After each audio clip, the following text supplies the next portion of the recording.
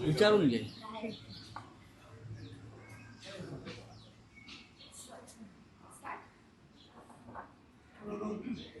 Sir, कालच्या सभेमध्ये खूप चांगला रिस्पॉन्स जो आहे की आणि शिवाजी पार्क मैदान आपण बघितला, ज्या प्रकारे राज ठाकरे उद्धव ठाकरे त्यांनी प्रेझेंटेशन दाखवलं, काय सांगाल त्या माध्यमातून? एक लक्षात घ्या, काल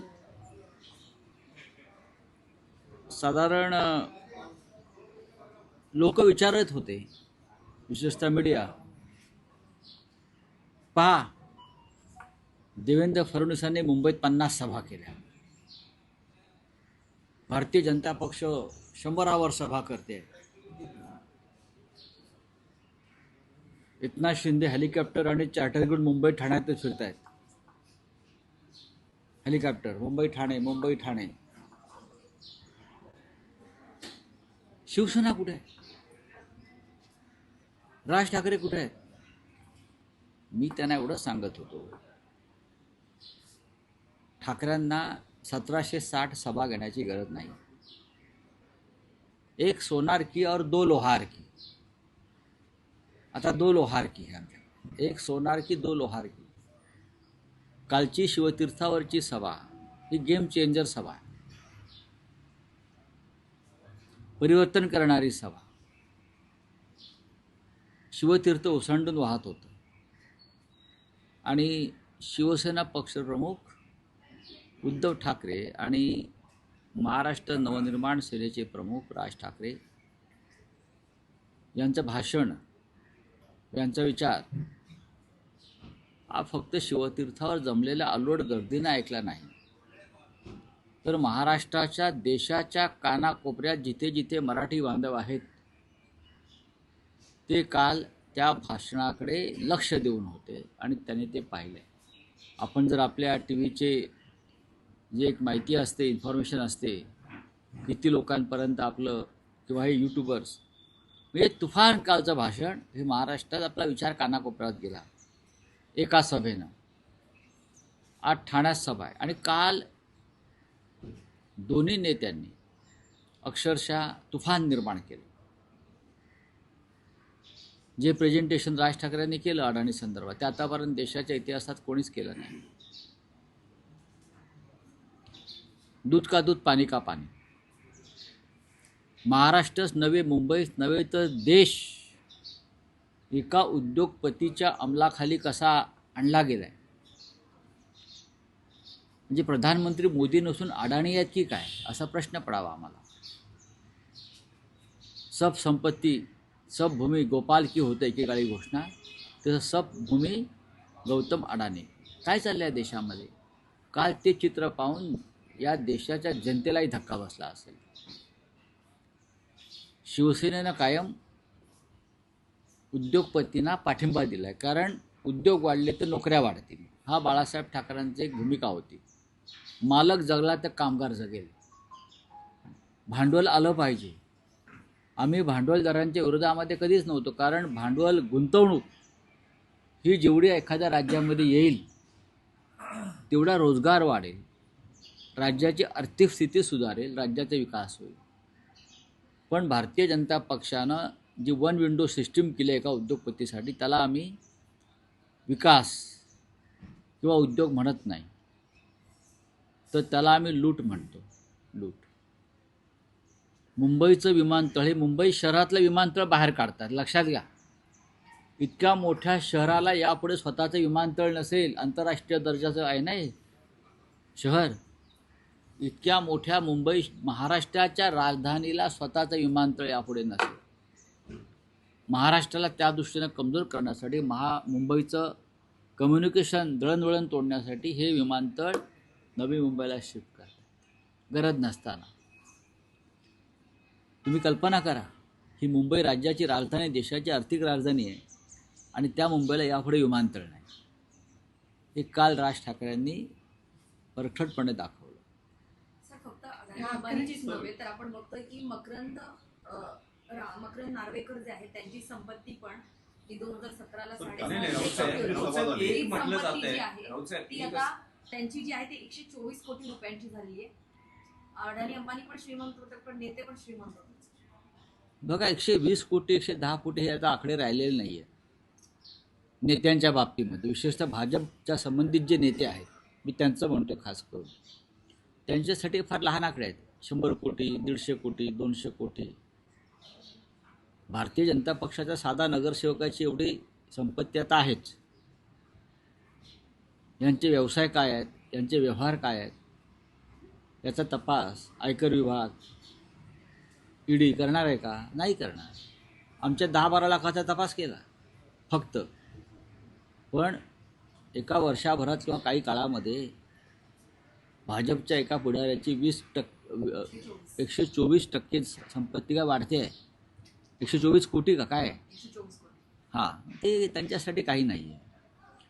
काही लोकांचं फाईल क्लोज केली जाते कर्ज बुडवणाऱ्यांची. झाल्यात ना फाईल्स बंद झाल्यात ना फ्रॉडच्या, भाजपच्याच लोकांच्या मुंबईतल्या. बोली.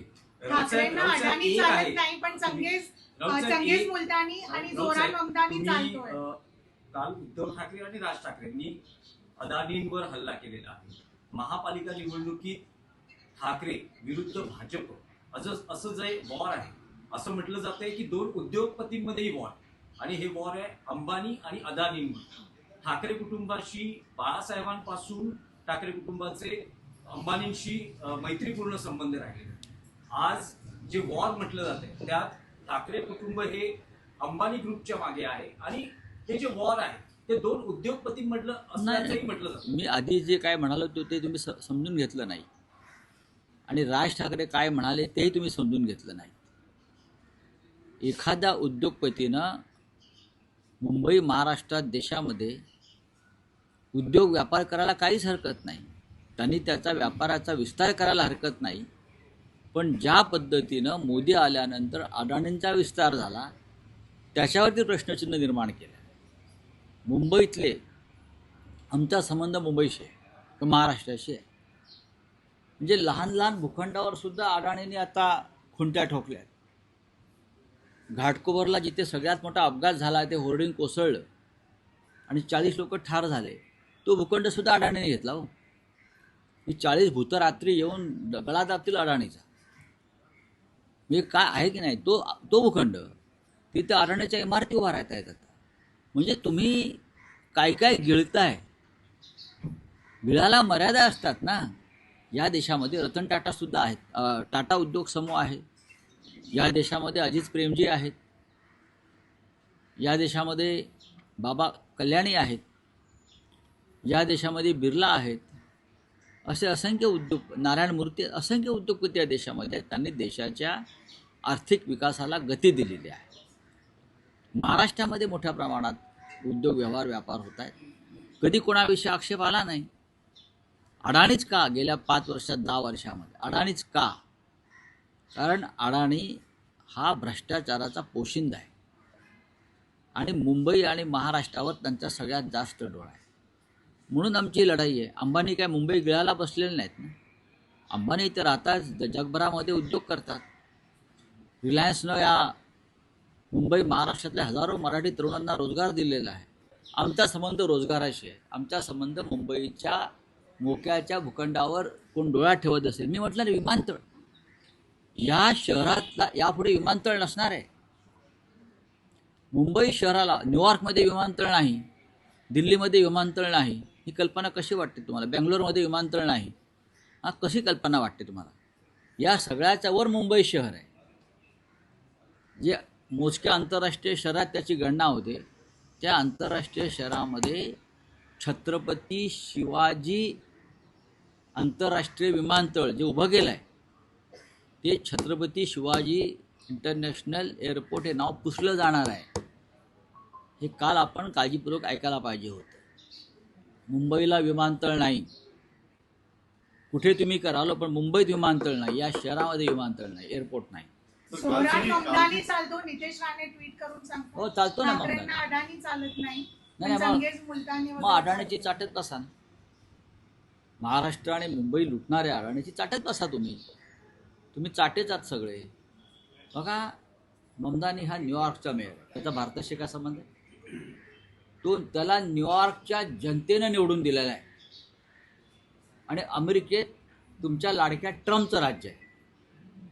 अभ्यास करा आंतरराष्ट्रीय विषयाचा. आणि ममदानीची आई मीरा नायर, हे नाव त्याला माहिती आहे का विचार? ममदानीची आई मीरा नायर हे नाव माहिती आहे का? नाही. तुम्हाला सर्वसमावेशक नेतृत्वाला तुम्ही जी नावं ठेवताय, भारताला सगळ्यात मोठा धोका भारताच्या लोकशाहीला अशा लोकांपासूनच आहे. ममतानी न्यूयॉर्कमध्ये जिंकून आला ना. भारतीय वंशाचा एक तरुण, तो कोणत्या जाती धर्माचा असेल, ज्याचं आईचं नाव मीरा नायर आहे, ते जगातली एक बेस्ट फिल्म प्रोड्युसर आणि डायरेक्टर, गुजरातचेच आहेत ना. हे त्यांचं मूळ गुजरातमध्ये आहे. माहिती आहे का त्यांना? काय माहिती आहे? त्यांचा अभ्यास आहे का? नाही. हे अर्धसंगी आहेत, ते पूर्णसंगी नाही आहेत. आणि अर्धवट डोक्याचे किंवा अर्धसंगी लोक असतात, ते जास्त डेंजर असतात. ज्या ठाण्यानं शिवसेनेला पहिला महापौर दिला, त्या ठाण्यात आज ठाकरे बंधूंची पहिली जाहीर आहे सभा ना. होते.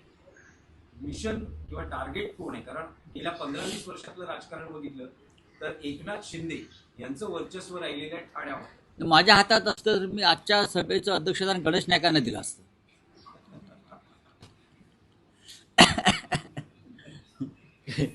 खरं म्हणजे नवी मुंबई ठाण्याचं राजकारण सध्या गणेश नाईक गाजवत आहे. आणि गणेश नाईकचा प्रत्येक शब्द आणि शब्द तोलावा आणि मापावा अशा प्रकारे ते टाकत आहे. आत्ताच मी त्यांचं एक मुलाखत ऐकत होतो. गणेश नाईक काय चुकीचं सांगतायत? भ्रष्टाचार ज्या पद्धतीने या 2 शहरात केला गेला, गणेश नाईक म्हणतात तुम्हाला तुरुंगात जावं लागेल ह्या लोकांना एक दिवस. खरं आहे ते. या लोकांना तुरुंगात जावंच लागेल. हे कोण सांगतंय? तर फडणवीस यांच्या कॅबिनेटमधला भारतीय जनता पक्षाचा एक मंत्री सांगतोय. कोणाविषयी सांगतोय? तर फडणवीस कॅबिनेटमध्ये जे डेप्युटी CM आहेत त्यांच्याविषयी सांगतोय. फडणवीसांनी गणेश नाईकांना शांत केलं आहे का? नाही ना. याचा अर्थ गणेश नाईक जे बोलत आहेत ते फडणवीसांना हवंय तेच बोलत आहेत. कळलं? लवकरच आम्ही गणेश नाईकांचा नागरी सत्कार करणार आहोत. आज जाहीर नागरी सत्कार असेल का? आणि तो ठाण्यात असेल का? का करू नये? एक माणूस बेधडकपणे काही सत्य सांगतोय, जे आम्ही सांगतो, पण सरकारमध्ये असलेली व्यक्ती सांगते. एक व्यक्ती. कसा भ्रष्टाचार चालू आहे या 2 महानगरपालिकांमध्ये आणि सरकारमध्ये, हे एक मंत्री उघडपणे बोलतोय, बेधडकपणे बोलतोय, बेपर्वा होऊन बोलतोय. अशा धाडसी माणसाचा गौरव केलाच पाहिजे आणि जनतेने केला पाहिजे. जनतेने केला पाहिजे. मी काय चुकीचं बोलत नाही आहे ना. गणेश नाईक जे सांगतायत ते महाराष्ट्रानं ऐकलेलं आहे आणि महाराष्ट्राला पटलेलं आहे. गणेश नाईक जे म्हणतायत की मला हायकमांडनं परवानगी द्यावी, मी यांचा टांगा पलटी करेन. माझं गणेश नाईकांना असं आव्हान आहे, तुम्ही महाराष्ट्राचे नेते आहात, आपण पूर्वी शिवसेनेमध्ये सुद्धा होता, आपण शरद पवार साहेबांबरोबर सुद्धा काम केलं आहे. भ्रष्टाचारांचा टांगा पलटी करायला हायकमांडची गरज लागत नाही. हे आपला एक अंतरात्मा आपल्याला सांगतो की आपल्याला लढाई केली पाहिजे भ्रष्टाचाराविरुद्ध. गणेश नाईकांनी ती केली पाहिजे. त्यांच्यात ती क्षमता आहे. काल सर, ठाकरे काल बंधू असं अदानींच्यावरती म्हणाले, टीका केली, मात्र तुमचे मित्रपक्ष असलेले शरद पवार राष्ट्रवादी बारामध्ये कशा पायघड्या घातल्या गेल्या? तुला एकदा म्हणालाय का ठीक आमचा आहे. तो अदानी भाऊ आहेत.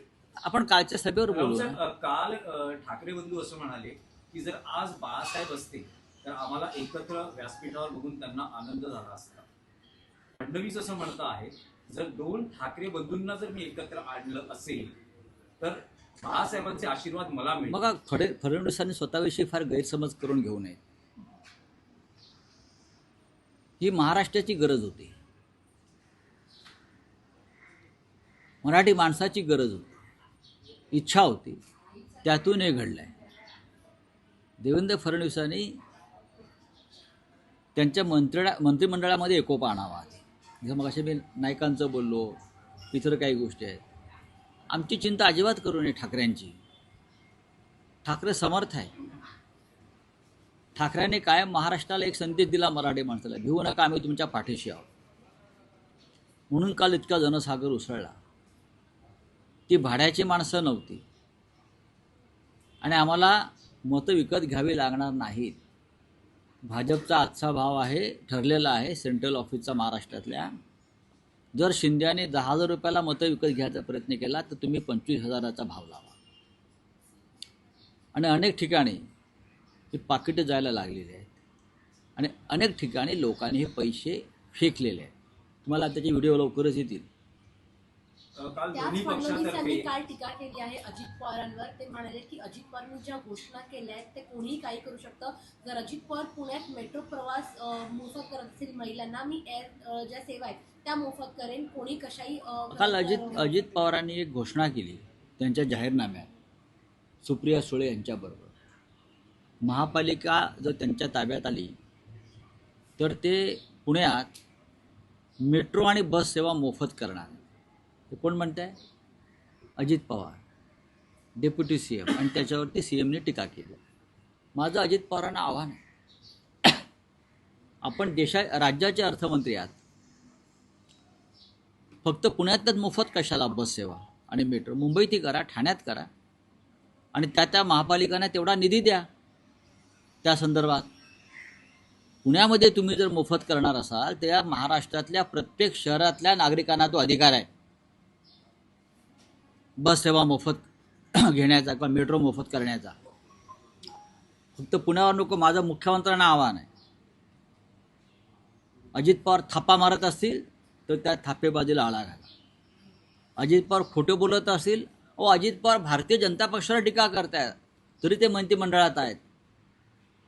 हा काय ठरवून चाललेली कुस्ती आहे का? कळेल आम्हाला नंतर. पण मोफत बस सेवा आणि मेट्रो सेवा जर पुण्यात करणार असाल तर मग मुंबईच्या जनतेचा अधिकार सुद्धा तो आहे मागण्याचा. मुंबई महानगरपालिकेचा, ठाणे महानगरपालिकेचा, कल्याण डोंबिवलीचा, सगळ्यांना द्या तुम्ही, अख्ख्या महाराष्ट्राला द्या.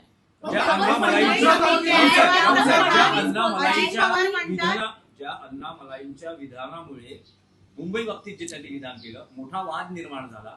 शिवसेना युबीटी असेल किंवा ठाकरे असतील, त्यांनी अटकेची मागणी केलेली आहे. तेच अण्णामलाई असं म्हणतायत की मी या धमकीला घाबरत नाही आणि मी महाराष्ट्रात परत येणार. हो, मग स्वतःला शिवसेना म्हणून घेणार एकनाथ शिंदे त्याच्यावरती काय म्हणणं आहे? नाही, मला खरोखर समजून घ्यायचं आहे की मुंबई महाराष्ट्राची नाही असं सांगणारा भाजपा नेता पुन्हा पुन्हा आम्हाला धमक्या देतो आहे. राज्याचे मुख्यमंत्री फडणवीस, राज्याचे 2 उपमुख्यमंत्री जे मराठी माणसाचं मीठ खात आहेत, त्यांची याच्यावर भूमिका काय आम्ही बघू. अशा अण्णा गण्णा मलाई खूप आले आणि गेले बरं का. हां, ही रसमलाई आहे, काल म्हणाले ना राजसाहेब, अशा मलाया खूप खातात. मुंबईत यांना बोलवता आणि वातावरण खराब करतात हे लोक, भाजपचे लोक. ही चाचपणी सुरू आहे मुंबई तोडण्यासाठी. अण्णामलाई काय सांगतो साला भडवा? काय सांगतो अण्णामलाई? मी परत येणार. कोण आहे अण्णामलाई हा? याची अवकात काय आहे या अण्णामलाईची? कोण आहे हा की आम्हाला धमक्या देतो मराठी माणसाला? त्याला त्याच्या राज्यात कोणी विचारत नाही. त्याच्या राज्यात हे भाजपने आमच्यावर फेकलेले मुंगळे आणि डेंगळे आहेत. पुणे जमीन गैरव्यवहार प्रकरणात अजित पवार बोला. सांगतायत हो गया. राज्य निवडणूक आयोगाने असं म्हटलंय की ते निवडणूक मतमोजणी जी आहे ती एकेका सिंगल बॉर्डाची बघू आम्ही. राज्य- चला. राज्य- संदर्भात सर लांडगे